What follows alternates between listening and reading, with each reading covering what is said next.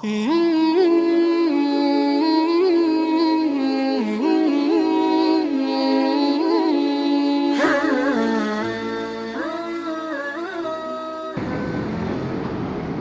عليكم ورحمة الله وبركاته. الحمد لله رب العالمين، والصلاة والسلام على أشرف المرسلين سيدنا محمد وعلى آله وصحبه أجمعين، ومن تبعهم بإحسان إلى يوم الدين، ثم أما بعد. اللهم ارزقنا الإخلاص في القول والعمل. Honrados irmãos, caríssimos irmãos, depois de louvar e agradecer a Allah subhanahu wa ta'ala, desejar paz e bênçãos de Allah ao nosso querido e amado profeta Muhammad sallallahu alaihi wasallam, e eu gostaria de dizer que sinto-me honrado dar palestra ao lado do meu sheikh, meu ustaz, o Sheikh Hafid bin Nur. Caros irmãos, o primeiro ponto, definir o que é Tauba. Eu vou escolher a definição mais simples do Tauba. O Tauba significa al-audatu ila Allah ba'da al-i'rad, voltar para Allah subhanahu wa ta'ala, ou seja, a Allah subhanahu wa ta'ala, depois de dar as costas, depois de virar as costas, aquilo que é a sua recordação. Esta é a definição mais simples, caros irmãos. Existem outras definições, não há tempo para mencionar aqui todas. Como eu dizia, escolhi a mais simples, caros irmãos. Respeitados irmãos, há muitas coisas a falar acerca do Tauba. Eu vou estar a escolher alguns pontos aqui, caros irmãos. Primeiro escolhi a definição, em seguida eu quero, caros irmãos, explicar uma coisa que muitos, quando ouvem acerca do Tauba, não dão em conta, que é al-islah ba'da Tauba, corrigir-se depois do Tauba, fazer o bem depois do Tauba. Esse é o segundo ponto, caros irmãos. Nem todo Tauba, caros irmãos, é aceite sem você fazer o bem, sem você mudar totalmente depois do Tauba. Muitas pessoas não sabem diferenciar entre deixar de cometer pecado e arrepender-se sinceramente para Allah subhanahu wa ta'ala. Vou citar aqui 4 versículos, inshallah, tabaraka wa ta'ala, que fortificam aquilo que eu acabei de dizer. Allah subhanahu wa ta'ala no Surah Al-Baqarah diz: إن الذين يكتمون ما أنزلنا من البينات والهدى من بعد ما بيناه للناس في الكتاب أولئك يلعنهم الله ويلعنهم اللاعنون. Na verdade, certamente aquelas pessoas que ocultam aquilo que revelamos no livro, ما أنزلنا من الكتاب من البينات والهدى, aquilo que revelamos das evidências e orientação. Após esclarecermos no livro as pessoas, ulaika yal'anhumullah, a estas pessoas Allah subhanahu wa ta'ala os amaldiçoa, wa yal'anhumul la'inun, e os amaldiçoadores também os amaldiçoam. Depois Allah subhanahu wa ta'ala diz: illa alladhina tabu min ba'di dhalika wa aslahu فَأُولَٰئِكَ أَتُوبُ عَلَيْهِمْ وَأَنَا التَّوَّابُ الرَّحِيمُ, excepto aqueles que se arrependerem e se corrigirem. Aqueles que se arrependem e se corrigem. Notem, caros irmãos, aqui Allah subhanahu wa ta'ala está a falar do que? Arrependimento e correção. Então é preciso diferenciar estas duas coisas. Aqui está a se falar, caros irmãos, de pessoas que escondem a verdade, pessoas que conhecem a verdade, sabem que Allah subhanahu wa ta'ala revelou isto para as pessoas. E eles não dizem às pessoas, escondem essas pessoas. Podem ser álimos do nosso dini mesmo, que sabem uma certa verdade e as pessoas necessitam daquela verdade, eles escondem.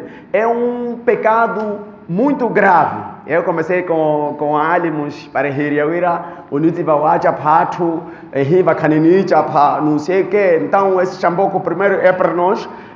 Então, caros irmãos, é um grande pecado ocultar o que? As evidências, a orientação que Allah subhanahu wa ta'ala revelou às pessoas. Então, como é que essas pessoas devem se arrepender? Allah subhanahu wa ta'ala diz de que illa alladhina tabu wa aslahu, aqueles que se arrependem e se corrigem. Os álimos explicam aqui, caros irmãos, a correção. Qual é a correção? Esta pessoa tem que se arrepender, pedir perdão a Allah subhanahu wa ta'ala. E como é que vai se corrigir? Como é que há de fazer o bem? Deve informar as pessoas aquilo que ele ocultava. Ele deve informar as pessoas aquilo que ocultava. Se ele não informa as pessoas, então este arrependimento aqui não é certo. Não é certo. Por isso, caros irmãos, há certos pecados que nós não podemos só nos arrepender e não nos preocuparmos, portanto, em fazer o bem, ou seja, em corrigir aquela maneira de se comportar. O versículo a seguir diz, fala do ladrão. وَالسَّارِقُ وَالسَّارِقَةُ فَقَطَعُوا أَيْدِيَهُمَا جَزَاءً بِمَا كَسَبُوا نَكَالًا مِنَ اللَّهِ. Quanto ao ladrão e a ladra decepai a mão, não é? Como castigo daquilo que eles adquiriram. Aqui, caros irmãos, Allah subhanahu wa ta'ala em frente diz: فَمَنْ تَابَ بَعْدَ ظُلْمِهِ مِنْ بَعْدِ ظُلْمِهِ وَأَصْلَحَ فَإِنَّ اللَّهَ غَفُورٌ رَحِيمٌ. Aquela pessoa que se arrepender, neste caso do roubo, e corrigir-se, Allah subhanahu wa ta'ala é perdoador e misericordioso. Subhanallah. Aqui o ladrão, caros irmãos, a correção dele é de devolver aquela coisa que ele roubou. Se for num país onde a lei é totalmente islâmica, onde o ladrão, quando rouba, a sua mão é decepada, ele devolve aquilo que roubou e ainda a mão é cortada, é decepada. Não há aquilo de dizer de que ele já devolveu, então não vai ser decepado. Não, a mão vai ser decepada, mesmo que ele devolva. Então, quando ele devolve, assim está a fazer o que? A se corrigir. Allah subhanahu wa ta'ala fala também no suratu An-Nur, diz: وَالَّذِينَ يَرْمُونَ الْمُحْصَنَاتِ. Aquelas pessoas que, eu, caros irmãos, não falei nada acerca do ladrão, nós todos sabemos que é pecado, não precisa de detalhes, senão vamos levar muito tempo. Mas esse ponto que vem aí, وَالَّذِينَ يَرْمُونَ الْمُحْصَنَاتِ ثُمَّ لَمْ يَأْتُوا بِأَرْبَعَةِ شُهَدَاءٍ. Aquelas pessoas que acusam falsamente as mulheres castas de portanto, cometerem adultério e depois eles não apresentam 4 testemunhas. Vocês não devem acreditar neles, nem devem aceitar o testemunho deles depois disso, depois dessa acusação. E lá em frente, o que é que Allah subhanahu wa ta'ala diz? Allah subhanahu wa ta'ala fala também dos que se arrependem e, portanto, se corrigem. إِلَّا الَّذِينَ تَابُوا مِنْ بَعْدِ ذَلِكَ وَأَصْلَحُوا فَإِنَّ اللَّهَ غَفُورٌ رَحِيمٌ.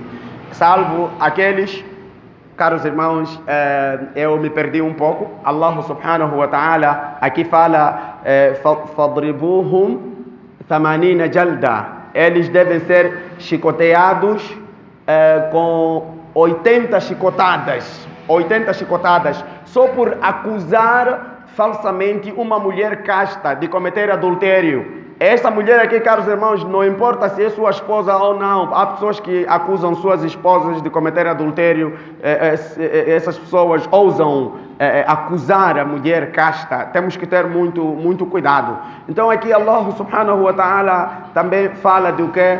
de corrigir-se. Como é que essas pessoas devem se corrigir? Se você acusou uma mulher de cometer adultério e depois você quer se arrepender, se a acusação foi feita no meio de muitas pessoas, então você deve reunir aquelas pessoas e informar de que eu estava errado, acusei falsamente aquela mulher de cometer adultério, mas ela não é isso. Eu acusei ela de ser o que é prostituta, enquanto que ela não é prostituta. Ou procura outros caminhos de fazer chegar às pessoas de que você estava, portanto, errado. O último versículo, caros irmãos, não é o último no Corão, o último que eu preparei fala dos hipócritas. Innal munafiqina fi darkil asfali minan nar wa lan tajida lahum nasira. Na verdade, os hipócritas ocuparão o piso mais baixo do inferno e tu não encontrarás para eles socorredores. Eles não terão socorredores lá. Illa alladhina tabu min ba'di dhalika وأصلحوا واعتصموا بالله وأخلصوا دينهم, excepto aqueles que se arrependerem e se corrigirem, aqueles que praticarem a sua religião depois com sinceridade, e aqueles que estiverem, esses é que estarão com os crentes.